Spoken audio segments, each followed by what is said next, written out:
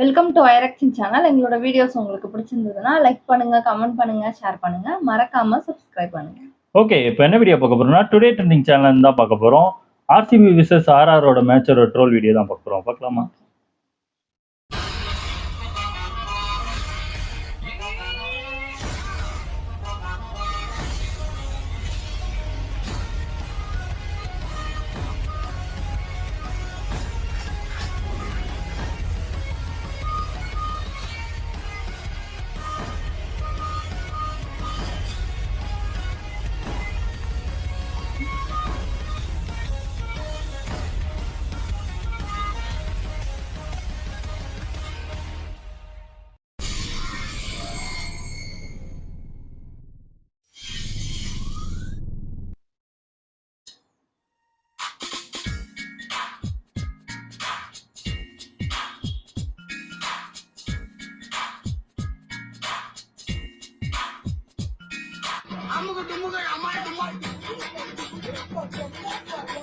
இவங்க கிட்ட நீ யாருன்னு காட்டு.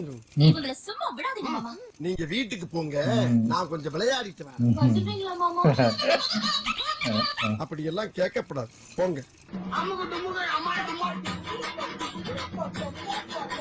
அங்க பாருங்க, ஒரு வேஸ்ட் பீஸ் வருது. அடி வாங்கறதுக்கு அளவுட்டு செஞ்ச மாதிரி இருக்கும். போய் வா, போய் புறா.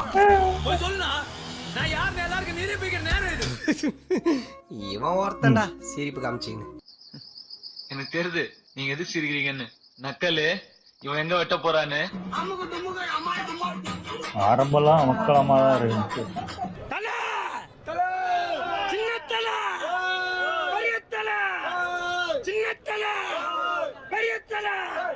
இதுதான் படம்.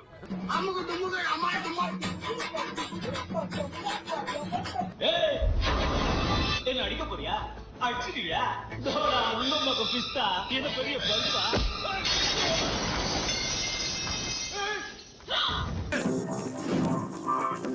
நீ படிச்ச ஸ்கூல்ல நான் ஹெட் மாஸ்டர்ரா.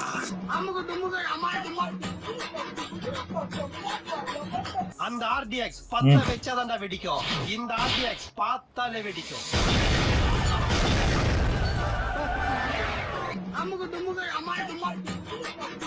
ஆனா 200க்கு மேல அடிப்பாங்க நினைச்சேன். நீ ஜெயிச்சிருவாங்க போல இருக்கு அப்படின்னு நினைச்சேன்.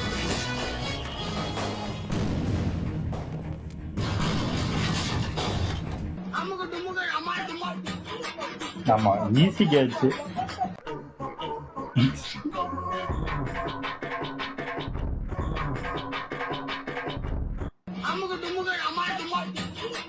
அடுத்த சூப்பரா மாப்ள. கத்துக்கியா அவன்கிட்ட சும்மா பழைய மைக் செட் வச்சுட்டு மூஞ்சி எப்ப பார்த்தாலும் உருன்னு வச்சுக்கிட்டு ஆள பாரு.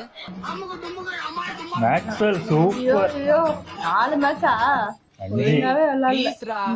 ஒரு 2 ரன்னாவது ஆடுறா. உனக்கு ஆடவும் தெரியல. சரி பேசாம உட்கார்றானா கேட்கவும் மாட்டேங்கிற.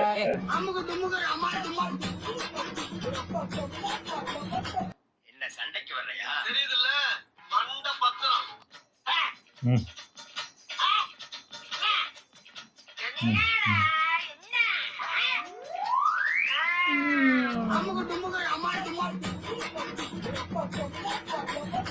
ஆனா ஒரு நாள்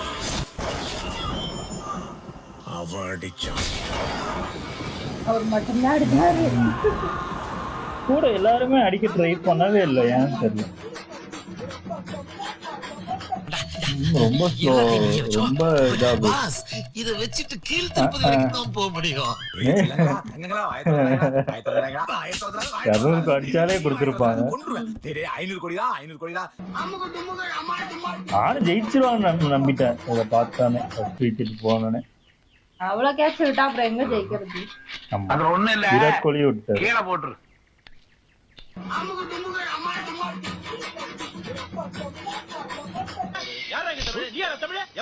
தமிழ் யாருன்னு தெரியணுமா? ஆமா,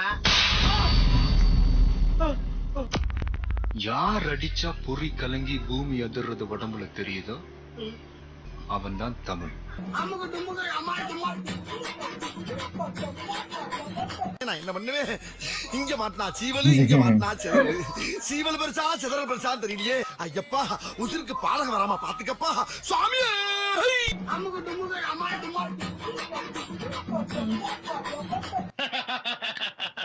அதாவது ஒரு லக்னத்தில் 9 கிராம் உச்சம் பெற்ற ஒருவன் பேட்டரி இல்லாமலும் பேசலாம், எப்படி வேண்டுமானாலும் பேசலாம். கண்டுக்காதீங்க.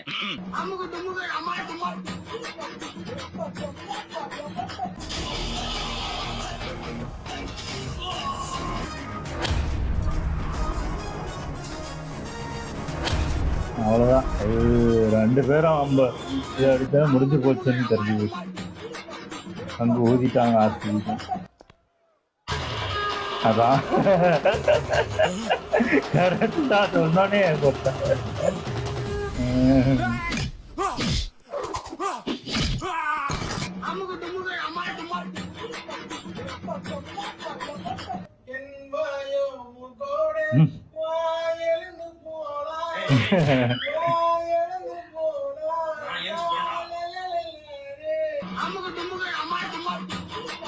ரொம்ப லேட்டு. அதுக்கு கத்து வேற. போட்டுங்க பாபா. என்ன பாபா நான் எவ்வளவு ஜாலியா இருக்கேன், நீ எப்ப பார்த்தா உம்முன்னு இருக்கீங்க.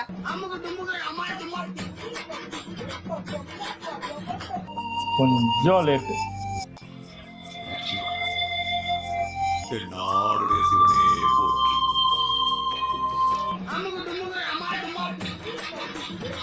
கொஞ்சம் முன்னாடி இருந்தா கூட ஏதாவது வாய்ப்பு இருந்திருக்கும். ஆமா, இனிமே நீ அதேதான்.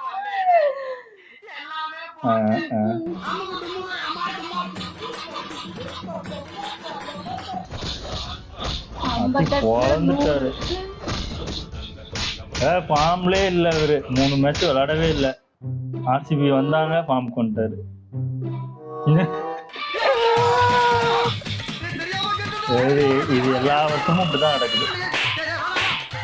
போய் சொல்லாத அது திரும்பவா வாயிலிருந்து வர்றதெல்லாம் போய் இப்படி பண்ணா எப்படி இருக்க முடியும்? என்ன? அப்படியே பேசிட்டு இன்னும் 20 வருஷம் 30 வருஷம் ஆர்சிபி கப் அடிச்சாங்க ப்ரோ. மோதிர கையில ஒரே ஒரு குத்து குத்திய மோதிர கையில குத்தவா? ஏதோ சென்டிமெண்டா கேக்குறானே. போல ஒரு குத்து குத்துல அப்படியா? போடா. ஆனா இது நானும் ஒரு 200 220, ஏன்னா போகும்போதுலாம் பாத்தீங்கன்னா நல்ல ஃபார்ம்ல போயிட்டு இருந்தாங்க. ஏன்னா விக்கெட்டும் இருந்துச்சு, பேட்ஸ்மேனும் இருக்காங்க. கண்டிப்பா பின்னாடி வந்து தினேஷ் கார்த்திக் கண்டிப்பா விளையாண்டுருப்பாரு. அந்த லோமார்னு அவரு 2 மேட்சா அவர் தான் ஆர்சிபிக்கு நல்லா விளையாண்டு கொடுத்தாரு. அவரை எடுக்கவே இல்லை. இது என்ன நினைச்சுக்கிட்டு இருக்காங்கன்னு தெரியல ஆர்சிபி. அதே மாதிரி விஜய்குமார்னு வைஷாக்னு ஒருத்தர் இருந்தாரு. அவரு வெறும் 4 ஓவர் போட்டு 24 23 ரன் தான் கொடுத்தாரு. அவரையும் போன மேட்சே தூக்கிட்டாங்க, இந்த மேட்ச் எடுக்கல. ஏன் ஒரு நல்லா விளையாடுறவங்கள தூக்கி தூக்கி தூக்கி தூக்கி போட்டு இது பண்றாங்கன்னு தான் எனக்கு தெரியல. மேக்ஸ்வெலுக்கு ஏன் குடுக்குறீங்க? அவர் சுத்தமா அந்த 4 மேட்சுமே விளையாடல. அவ்வளவு நம்பிக்கை விளையாடுவாருன்னு. ஏதாவது ஒரு மேட்ச் விளையாடுவாரு. அதான் சொல்றல, அந்த இதுலயே இவங்களை நம்பியே இருக்கிறாங்க ஆர்சிபி. இதனாலதான் ஆர்சிபி காணாம போயிடுறாங்க. அது நல்லாவே தெரிஞ்சுச்சு. வேற யாராவது தினேஷ் கார்த்திக்காவது இறக்கி இருக்கலாம். மேக்ஸ்வெல் அவுட் ஆனவனே தினேஷ் கார்த்திகை கொண்டு வந்திருக்கணும். எதுக்கு தினேஷ் கார்த்திகை பதுக்கியே வச்சிருக்காங்கன்னு தான் எனக்கு புரியவே இல்லை. ஏன்னா இது ஃபர்ஸ்ட் பேட்டிங் தான், சேசிங் கூட கிடையாது. முன்னாடியே அவரை இறக்கி விட்டு கொஞ்சமாவது அவர் இன்னும் கொஞ்சம் அவரும் ஒரு சைட்ல இருந்து அடிச்சு ரன்னு கொண்டு வந்திருப்பாங்க. கொஞ்சம் அவங்களும் டஃபா இருக்கும். அதையும் விட்டுட்டாங்க. கேட்ச் விட்டாலே முடிஞ்சு போச்சு. அது சென்னை மேட்சும் அப்படிதான். ஆமா, கேட்ச் விட்டாலே அந்த மேட்ச் யாரு விடுறாங்களோ அந்த டீம் கண்டிப்பா தோந்து போயிருது. அது ஒண்ணுமே பண்ண முடியாது. ஃபர்ஸ்ட் கேட்ச் விட்டாலே முடிஞ்சது. அப்படிதான் நான் வந்து ஓரளவுக்கு கான்பிடென்ட் இருந்து ஸ்டார்டிங்ல அவங்க 2 பேரும் இது பண்ணும்போது பார்த்தா, அதுக்கப்புறம் விராட் கோலி மட்டும்தான் அடிக்கிறாரு, வரவங்க எல்லாருமே அவுட் ஆயிட்டு இருக்காங்க. அது ஒரு 200க்கு மேல போயிருந்தா கூட கொஞ்சம் அதான் அந்த ஆப்போசிட்லயும் சேர்ந்து அடிச்சிருக்கணும். அது ஒருத்தரே அடிச்சுக்கிட்டு இருக்க போய் அந்த ரன் அவ்வளவுதான் வந்துச்சு. அது பத்தல. ஏன்னா பவுலிங்கும் அந்த அளவுக்கு இது பண்ணவே இல்லை, கை கொடுக்கல. ஆமா, ஃபர்ஸ்ட் ஹாஃப் அந்த இது பவர் பிளே எல்லாம் அவங்க கொஞ்சம் திணறதான் செஞ்சாங்க. நானும் ஃபர்ஸ்ட் 2வது பால்லே விக்கெட் விழுந்தானே, சரி இன்னைக்கு ஆர்சிபி ஜெயிச்சிரும், ராஜஸ்தான் தோந்துரும் அப்படின்னு நினைச்சா இன்னைக்கும் ஆர்சிபி ஜெயிப்பாங்க. ஆமா, இது அடுத்த மேட்ச் வர மும்பை கூட. இது என்ன ஆக போதோ, யாரு ஜெயிக்க போறாங்களோ. ஓகே. என் வீடியோஸ் உங்களுக்கு பிடிச்சிருந்தா லைக் பண்ணுங்க, ஷேர் பண்ணுங்க, கமெண்ட் பண்ணுங்க, மறக்காம சப்ஸ்கிரைப் பண்ணுங்க. எல்லாருக்கும் பாய்.